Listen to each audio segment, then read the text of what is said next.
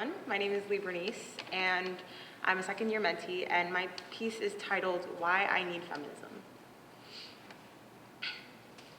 Junior year, AP Environmental Science. I sat next to this ginger boy whose false sense of entitlement and superiority wasn't entirely clear until we discussed the topic of feminism. What is it to you? Why is it important?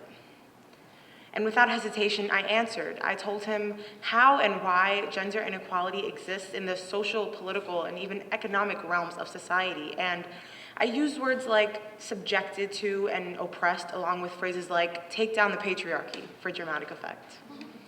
In return, however, I received words like unnecessary and flawed, along with unequal and men, all in the same sentence.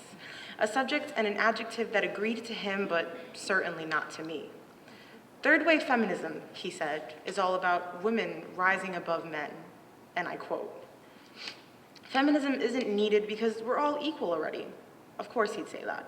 He'd also probably say, another day, another dollar, but I'd say another day, another 78 cents, and the girl of color sitting next to me would say, another day, another 64 cents. Why do you need feminism when we all have the same rights? But we do not.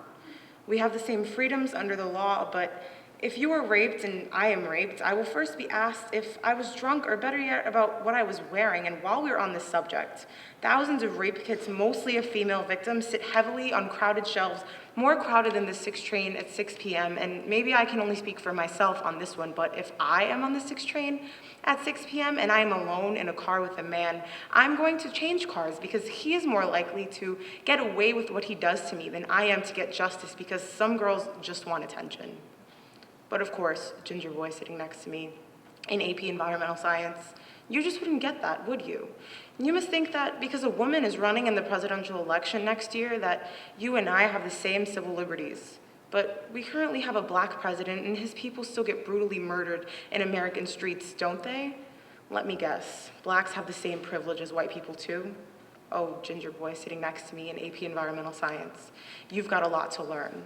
Now, let's start by defining systemic oppression.